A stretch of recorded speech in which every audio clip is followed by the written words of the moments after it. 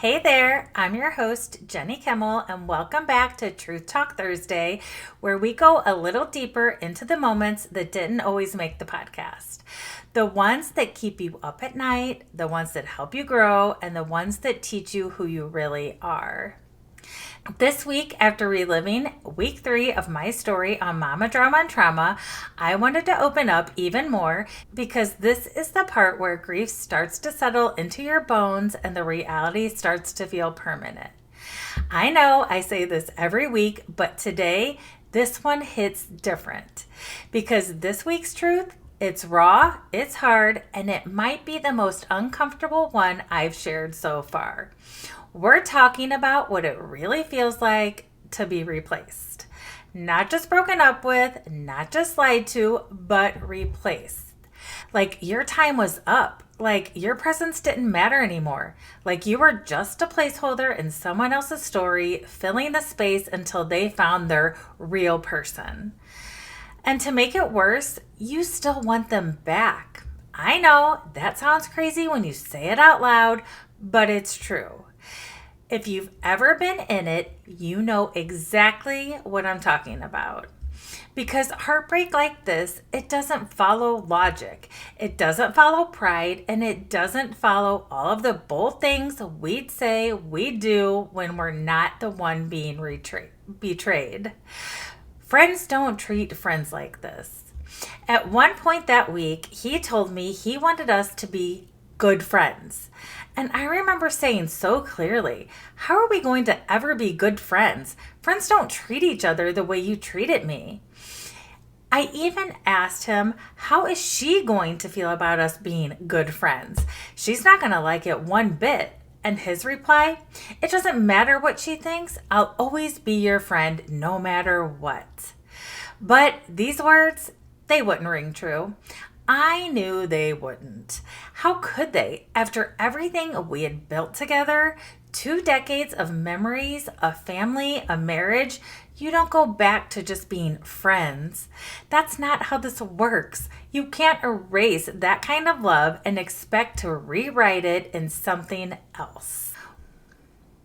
Why did I pack the camper? Here's something that still baffles me to this day. That week, I packed up the camper for him. I made sure he had food, clothes, essentials, just everything he needed to be in the camper. It was almost like I was sending him off on one of his extended out-of-town work trips. And I ask myself all the time, why did I do that? Because at the end of the day, he had blown up our marriage, he had betrayed me, and yet there I was still making sure he had everything that he needed. I think it's just my instinct. I'm a caretaker by nature. That's who I've always been, the one who makes sure everybody else is okay. And in that moment, I was still playing the role I had always played in his life, his support, his safe place, and his steady person. But looking back, it feels like a moment where I showed up for someone who wasn't showing up for me at all. And then came the phone call that gutted me. He called and said he wasn't doing well. He told me he was struggling. And even after everything he'd done, my first instinct was to still reach for him, to still comfort him. I offered to come see him. Do you want me to come out there? He said no. I asked again, are you sure? I can come and talk. I can just sit with you if you need that. And again, he said no. But I kept offering because that's who I was. I wanted to be there even when he didn't deserve me to be. Finally, I asked the question I think I already knew the answer to. Is she coming? And he said yes. That moment crushed something in me because here he was calling me to tell me he was struggling, reaching out just enough to keep that connection alive. But when it came to who he really wanted to sit with, who he wanted to comfort him, it wasn't me anymore. It was her. Do you know what that does to a person? To be the one who has carried someone through 24 years, who has been their constant, their everything, only to realize that when they're struggling, they don't want your comfort anymore. They want the person they left you for. That phone call was one of the most confusing and painful moments Because on one hand, it felt like proof that he still needed me. But on the other hand, it was also confirmation that he had already chosen her. And still, I was the one who packed up the camper, still the one trying to make sure he was okay, even when I was the one he left broken. Playing house with her. He wasn't at home trying to fix what he had broken between us and our family. He was in hotel rooms with her, ordering pizza, watching Netflix, playing house, and I was at home just trying to survive. I was pacing the floors, I was holding it together for my boys, and then came the moment that cracked something so deeply I'll never forget the sound of it echoing through my chest. He told me she was his soulmate. What did that word do to me? Well, after 24 years with me, after 3 boys together, after a life built together through struggle and joy, grief and laughter, he looked me in the face and told me this other woman, this new woman, was his soulmate. And I need you to hear me when I say this. That word fractured something in me I didn't even know was vulnerable. In that moment, it felt like everything inside me shifted. It wasn't just about the betrayal anymore. It was the erasing. It was the way that he took every inside joke, every milestone, every late night talk, every battle we fought together and acted like it meant nothing. That word made it feel like I was nothing, like I was just a warm-up act for his real love story that was happening. And here's the thing that's hard to admit. Even after all of that, even when it made no sense to me at all, I still wanted to be chosen by him. I still wanted him to say it was a mistake, that I was the one he wanted to be with, that he still loved me the same way I loved him, because deep down, I just wanted to be loved in the same way I loved him. That's all I ever really wanted from him. Never say what you do until you're there. I used to be that person who said, if a man ever cheats on me, I'm gone. No questions. That's it. Before all of this ever happened to me, I was the person saying, if a man cheated on me, I'd be gone. Period. End of story. No second chances. But let me tell you something. You don't know what you do until you're in it. When it actually happened to me, I didn't know which way was up. I was in shock. I was in pain. I was still holding on to this tiny thread of hope that maybe, just maybe, we could figure this out together. I didn't leave, I didn't rage, and I didn't throw his things out in the yard. I sat on the floor of my closet and I absolutely just sobbed. Because the betrayal didn't come wrapped in clarity, it came wrapped in confusion and shame and pain. I always knew deep down it would never work between us after this happened. But in those early moments, there was confusion, there was desperation, and there was hope. I was bargaining with myself, I was bargaining with God, and bargaining with him. Anything not to feel the finality of what was actually happening. So if there's one thing I've learned, it's this. Never assume someone's weak just because they stayed. Never assume you know what you do unless you've walked in those same exact shoes. Because the truth is, you don't know. Not until it's your reality. Not until the rug is ripped out from under you. Alone in our bed. I can still see myself lying in our bed alone, crying, wondering where he was and who he was with. That bed that held 24 years of our life together, our late night talks, our laughter, the nights with babies sleeping in between us, the fights, the making up, and the ordinary moments. And then suddenly, it was just me, alone in that bed. And I remember saying to him, I hope you think of me laying here crying alone in our bed, the bed we shared, while you're laying next to someone else, letting her comfort you. Because the weight of that realization that your person is out there building a new life while you're still trying to make sense of the one that they shattered, that's a pain I wouldn't wish on anyone. I would lay there staring at the ceiling, listening to the silence, trying to breathe through the sobs so the boys wouldn't hear me. That was the loneliest I've ever felt in my whole entire life. Buying a new car without him. One moment that stands out from week 2 was when I went and bought a new car. It might sound small, but for me, it was a big step towards reclaiming some of my independence. We had talked before all of this happened about me getting a new vehicle. I had driven the minivan for years because, well, it was practical with 3 kids. But once this all happened, I wasn't going to wait around for his opinion or his presence. He didn't ask me before he stepped outside of our marriage, so I didn't need to ask him before I went out and got myself a new car. And you know what? He wasn't happy about it. He actually acted bothered, almost like I had betrayed him by making a choice without him. But you know what? In that moment, I didn't care. For me, that moment was more than just 4 wheels and an engine. It was about saying, I can do this on my own. I can stand on my 2 feet by myself. That was my moment. That was my win. It was one of the first sparks of independence in the middle of so much loss. On the back porch, the talk that changed everything. That porch conversation changed everything. It was the second week. He came over to talk and we sat on the back porch away from the boys.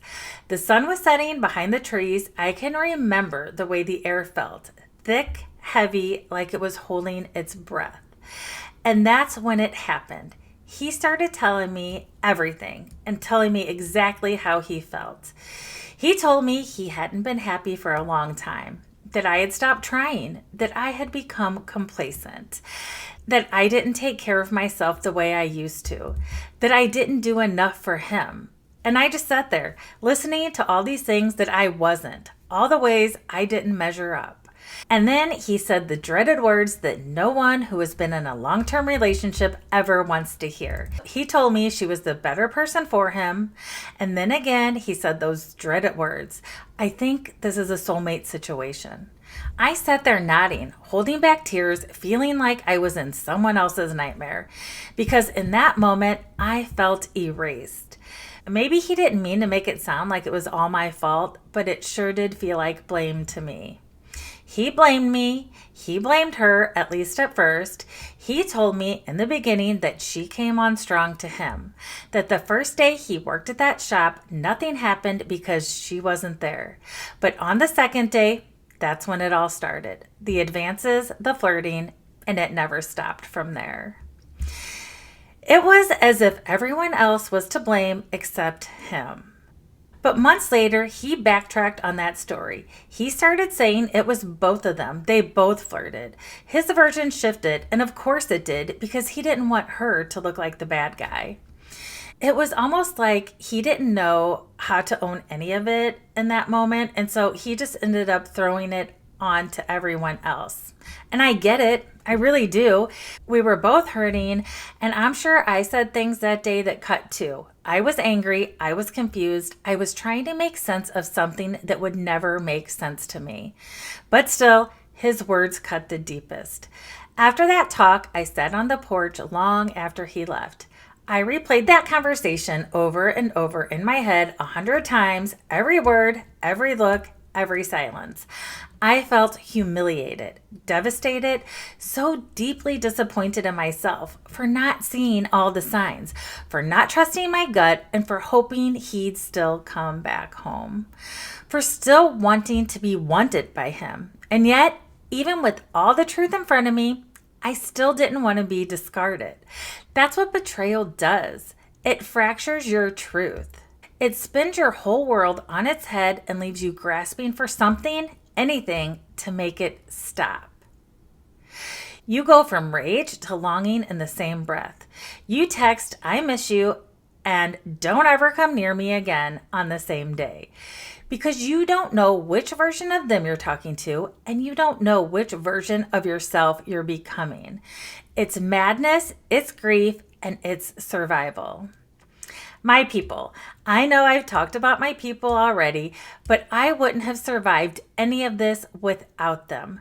The ones who let me cry and tell the same story over and over again without rolling their eyes. The ones who sat in silence with me when there were no words to say.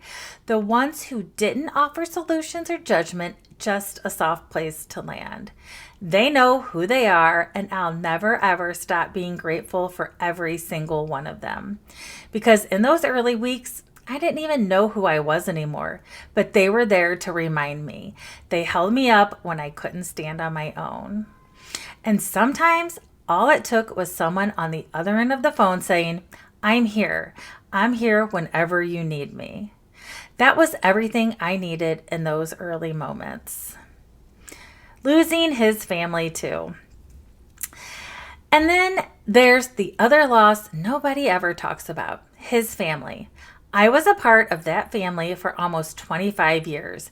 His brothers felt like my brothers, and their wives felt like sisters.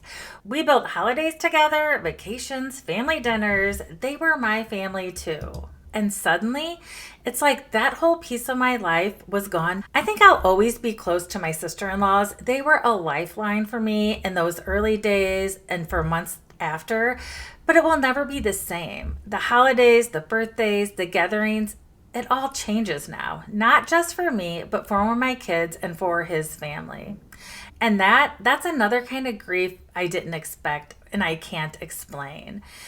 It feels like another loss. Not just of him, but of all the people you loved through him. Rebuilding trust. I don't know if I'll ever fully trust him ever again. I'm afraid that ship has already sailed and it's not going to happen. But the part that scared me the most back then was the thought that I might never trust myself again. Because I asked myself, how did I not see this? How did I not know? How could I have missed something that was so big in my own life? But here's what I learned. I can trust myself, and I do have good instincts. And no, I didn't see it coming, but that doesn't mean I was wrong or I was broken. It means I believed in the person I loved, and there's nothing shameful in that. I'm learning to listen to myself again, to believe myself, to honor what I know deep down. I'm rebuilding trust brick by brick, not in him, but in me. Hoping for love one day. I know one day I'll love again, but only when I've healed enough not to carry this baggage into something new. Whoever's next, if there is a next, deserves a fresh start, and so do I. They don't deserve to be haunted by the pain someone else caused. And you know what? I won't let that happen because love is still something I believe in. I may not believe in him anymore, but I still believe in love. And I believe that the version of me who walks into the next chapter, whether it's with someone new or just with myself, will be stronger, wiser, and more whole than the one who was left behind. My final thought this evening. So if you're in your own week too, please hear me. You are not crazy for hoping, you are not weak for still wanting them, and you are not alone in this confusion. Every emotion is valid. Every tear makes sense, and your healing won't look like mine or anyone else's. This is messy, this is hard, but it is also where your healing begins. Know this, you will heal. You are not broken, you are not weak, you are healing, and that is powerful. Remember, you are strong, you are worthy, and your story matters. Until next time, take care of you.